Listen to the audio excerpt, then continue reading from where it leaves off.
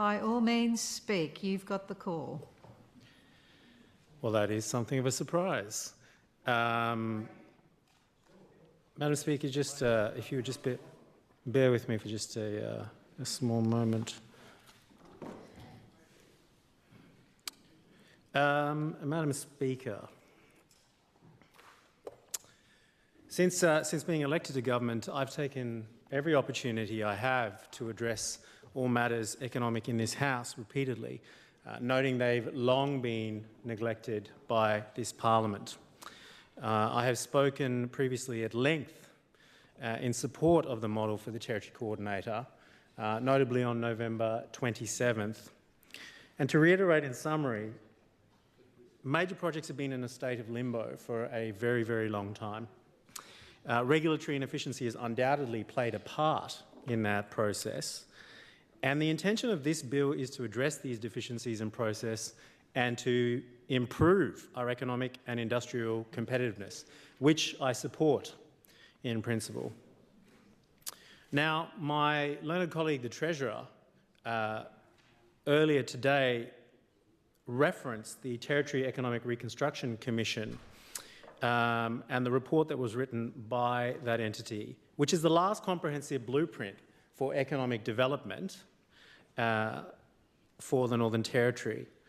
Now, it's an interesting document to reflect on now at a time when we are talking about a new way forward. And the reason it's worth reflecting upon is because large parts of that blueprint are testament to why we have a problem at the moment. So there were 5 sections to that report. The first was about winning investment and requiring a strong strategic approach. That was very well fleshed out, that area. A second area was a focus on the sectors that would drive growth. And again, it talked about energy transition, decarbonisation, sustainable industry, manufacturing, resources, agribusiness, tourism, security, defence, maritime, digital and space industries. So again, the things that we are all looking to systematically progress. The third area was about growth occurring in the regions and in partnership with Aboriginal people, and Aboriginal economic leadership and regional prioritisation. The fourth area of that report was about actioning the enablers to support investment. So infrastructure systems, access to land, water, power, digital connections, logistics, supply chains, regulation. And the last section was about industry growth needing a skilled population. Now, the problem with that blueprint was that sections 1, 2 and 4 were reasonably well thought out and well fleshed out. But sections 3 and 5 are basically threadbare and empty and only a couple of pages long, and testament to the fact that there wasn't much of a strategy for how to provide a coordinated plan on major projects growth in the Northern Territory. In actual fact, the document also laid a blueprint out for a commission structure to try and expedite some of these processes, to try and fast-track approvals, to try and create regulatory efficiency. And what was initially meant to be a single point of coordination ended up going from being 1 commissioner to 3 commissioners. We ended up going from a single source to be able to try and coordinate and fast-track projects to having a czar on major projects, on investment, on infrastructure.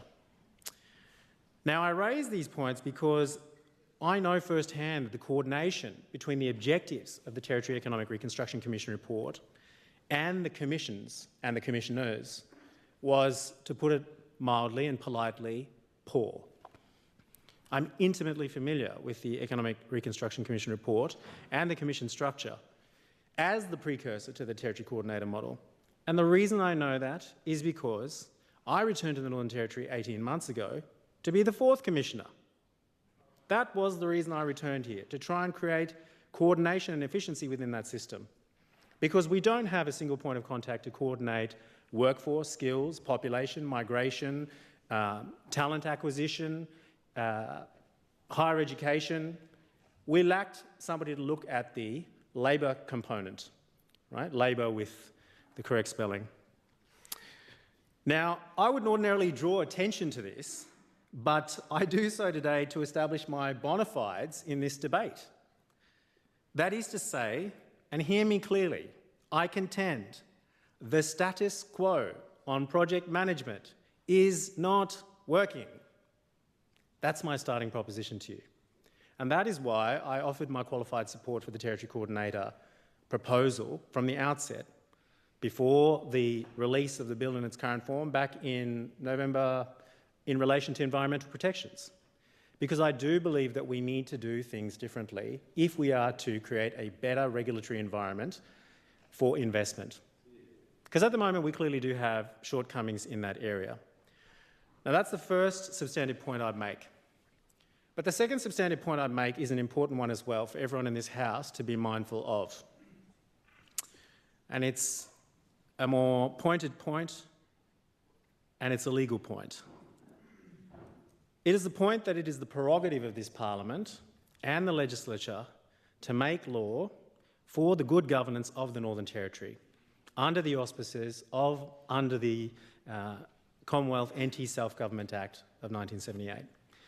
Now, Section 6 of that Commonwealth Act stipulates what the legislative power of this body is, and it is that subject to this Act, the Legislative Assembly has the power, with the assent of the Administrator or the Governor-General that is, as provided by the Act, to make laws for the peace, order and good government of the Territory. Now, I recognise the very many concerns that were raised by members of the community and interested stakeholders in response to this bill. As the committee chair for the Scrutiny Committee reported this morning, the vast majority of submissions indicated concerns about the bill. I can say with my hand on heart that I have read all the submissions that are publicly available to the Scrutiny Committee, and I have read the subsequent majority report, and I have read the dissenting reports written by both members of the Labor Party and the crossbench. Now, I will say that some of the concerns raised are alarmist and display a limited understanding of the legislation. However, equally, many valid concerns are raised as well throughout the course of the legislation. Now, I'm grateful that the government, the opposition and the crossbenchers have all provided suggested amendments to this bill. It is the process that we are meant to follow to consider all of those amendments with sincerity and at face value.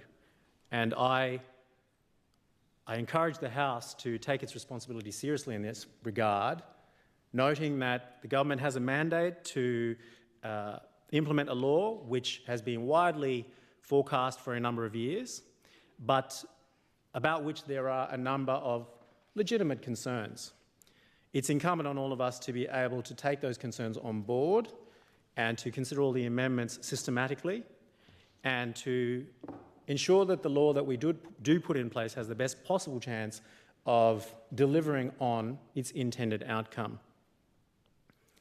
But let me be clear with respect to what I said earlier in relation to the Self-Government Act, that I am not a jurist and I am not a legal scholar. And therefore, I defer to a higher authority in confirming my rationale for supporting this bill.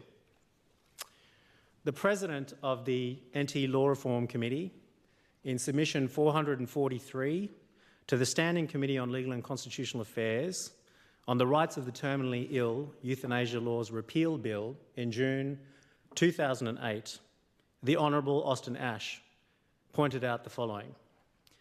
In relation to the power of the NT Legislative Assembly to pass the Rights of the Terminally Ill Act and its challenge and being upheld in the courts, he argued that this was the appropriate way to challenge such laws.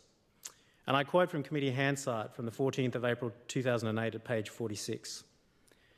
The only proper way to attack the powers of the Territory to pass that particular act was through the courts.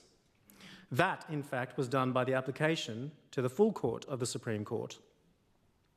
That application was interrupted because the Act was then repealed. But had it gone through to the full length of an appeal to the High Court, although it may be temerarious to predict what the High Court will do, we feel that the High Court would probably have upheld the decision of the majority of the full court. The point we make is that that is the way to go. Either the Territory has the power to legislate, in which case it should be allowed to exercise it because it has been given self-government, or it does not have the power, in which case the court should so rule. Madam Speaker, it is not for me to judge whether this law constitutes executive overreach or is ultra vires. Vis-a-vis non-exhaustively, Section 12, Powers, Privileges and Immunities of Legislative Assembly, and Section 31, the extent of executive power of the Northern Territory Self-Government Act 1978. That is a matter only for the courts. I therefore consign my remarks today only to the area of authority within my remit and provide my qualified support for the bill as a member of the legislature and of the governing party, whose prerogative it is to make laws for the peace, order and good government of the Territory. Thank you, Madam Speaker.